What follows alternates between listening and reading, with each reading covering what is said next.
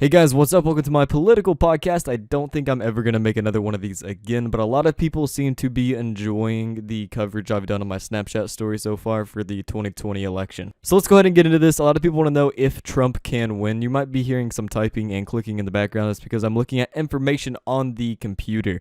As it stands right now, Joe Biden is at 290 electoral votes. That is because he got Wisconsin, Michigan, Pennsylvania, Arizona. Nevada looks like he might get Georgia, but Trump is going to take North Carolina.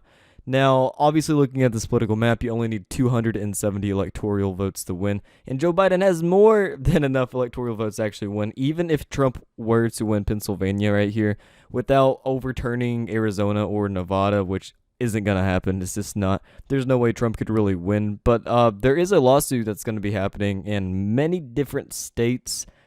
I think we have one in Georgia, we have one in Pennsylvania, we have a recount in Wisconsin, and we also have one in Michigan. Now, we also have one in Nevada, I believe, because apparently over 6,000 people voted who was not supposed to vote in Nevada, which is surprising. Even if that is the case in Nevada and the court rules that 6,000 votes need to be taken off Joe Biden's count, that still doesn't give Donald Trump the win in Nevada. All right, so a lot of people have been posting and a lot of people are upset. They're saying, oh my gosh, there is intense voter fraud. The only reason Trump loses is because of voter fraud. He won on election day, and as the days went on, obviously his numbers went down and Joe Biden eventually overtook him in almost every battleground state. Obviously, those exceptions being Florida and Ohio. The polls really got those wrong. They said that Florida was going to go to Biden. Also, Ohio was more of a toss-up, but Trump easily took Ohio and Florida. So the reason you saw Joe Biden slowly overtake Donald Trump is because they tended to count in-person election day votes first. That's why you saw a huge lead for Donald Trump on election day, and then you saw it slowly go away. The votes that they counted in order for Joe Biden to actually overtake Donald Trump's lead are the mail-in votes that people already did beforehand, and obviously they counted those after the in-person votes, so that's why you saw Joe Biden overtake Donald Trump. So you may be asking yourself, will Trump's lawsuit actually change the outcome of the election? Now, potentially, theoretically, sure, it can, but I seriously doubt that's going to happen. Even if the Supreme Court ruled in Donald Trump's favor and took away enough votes in Pennsylvania to actually make Donald Trump the winner of Pennsylvania, unless Donald Trump turns around Arizona or Nevada, he still loses. There's also potential in Wisconsin that the recount, somehow they find 20,000 votes in Donald Trump's favor, but that's highly unlikely. The last recount in Wisconsin, there was only about 600 vote difference, and that went in Donald Trump's favor in 2016 after Jill Stein of the Green Party actually called for it. So in 2016, like I said, Wisconsin went to Donald Trump by a very, very small margin, and Jill Stein of the Green Party called for a recount, and once the recount was actually concluded, it went heavily more in Donald Trump's favor, which is kind of funny. So the chances of them finding literally 20,000 ballots in Wisconsin is slim to none. I wouldn't say it's impossible, but unless, once again, there's some widescale voter fraud that doesn't seem to exist, then it's probably not going to happen. There will also be a recount in Georgia, says the AG there. I believe it was the AG that said that, but I was under the impression that Georgia actually doesn't do recounts, so I was wrong there. I posted on my story. Sorry about that. I guess I didn't know there was recounts in Georgia, but it looks like that's going to happen. If we take a look at the lead that Joe Biden has in Georgia, it looks like it's around 9,000 votes, just over 9,000 votes maybe. I don't think that they're going to find 9,000 votes in Donald Trump's favor, but I could be wrong like always. Obviously, if Donald Trump was to retake Georgia, that would be good for him because Georgia hasn't went blue in a very long time. But looking at this election map right now, the electoral race,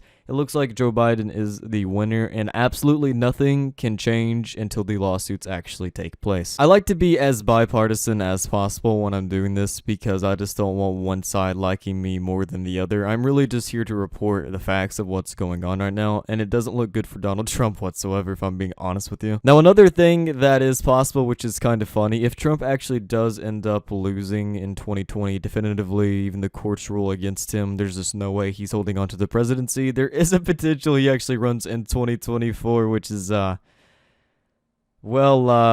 people who voted against him this time aren't going to be too happy about that. Honestly, if I was wanting Donald Trump out of office, I would just wait him out for 4 more years because now you always have that hanging over your head that he could come back and run potentially in 2024. Heck, he might even do 2028, knowing him. He's kind of old. He's up there in the age-wise. How old is Donald Trump? I don't even know. Is Trump? So Donald Trump is 74 years old. Okay, so that would mean he would be running again in 2024 if he decided to at 78 years old. And I seriously doubt he's going to run for president at 82 if he ends up losing the 2024 race. But you never know. Even if Trump refuses to concede, he will end up leaving the White House eventually, obviously, because Joe Biden is the clear winner right now. But we're going to be talking about Senate and House control really quick, which actually really matters. Okay, a lot of you actually don't care about the Senate and House as much as the presidency, but the thing is, if the Republicans had the House and the Senate, they could literally just impeach Joe Biden if they wanted to, and also limits what Joe Biden can do a lot, really. Looks like the Republicans are not going to take control of the House. That was never really a realistic possibility, but it does look like they are going to keep control of the Senate. What this means is that there's going to be no radical policy changes in the United States of America as long as there is a Republican majority Senate, and Mitch McConnell from Kentucky actually is the Senate Majority Leader, which is pretty cool. So what that means, there's not going to be any major changes, really. You're not going to notice almost anything. The only thing Joe Biden really can do without the Senate's okay is write executive orders, and those definitely have limitations, but he can still do a lot with those. He obviously can't pass any major legislation, which is good, honestly, and the reason you don't see the stock market crashing right now, honestly, in my opinion, is because there is mixed government. So what that means is Democrats have control of the White House right now. Apparently, that's what it looks like is going to happen. And it looks like they have control of the House, which is pretty much a foregone conclusion.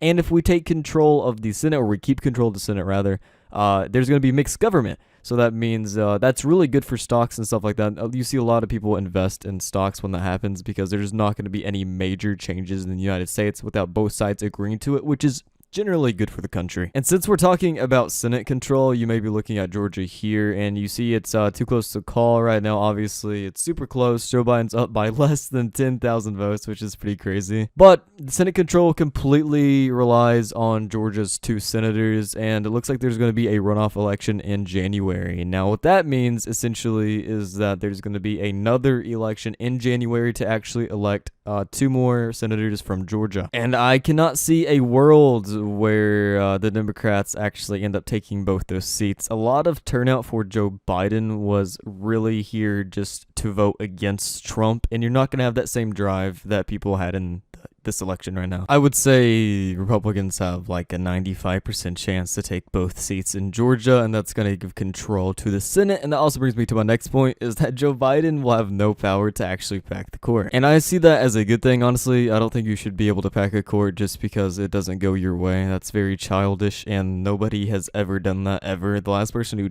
tried to do that was FDR, and his own party told him no. But obviously times has changed, which is not really good. Ruth Bader Ginsburg said herself that 9 seats is the perfect amount of seats to have on the Supreme Court and that there should be no more. But of course, I don't think really Democrats care too much about that. They just want power of the Supreme Court, which I completely understand because it's the highest court in the land. I was going to make this super, super long, but it seems like this is like a good sample size. If for some reason this is like amazing and you guys are like, oh my gosh, let me see more, then I will update you guys on the stuff that's actually important and not just the stupid normal political crap that you hear in the news every day. Try to refrain from running around yelling that this whole thing is rigged, because that's exactly what in 2016 Democrats said about Trump winning. So let's just sit and wait, see what happens. Hope you guys have a nice day, and I might see you in the next one. Who knows? Peace out, guys.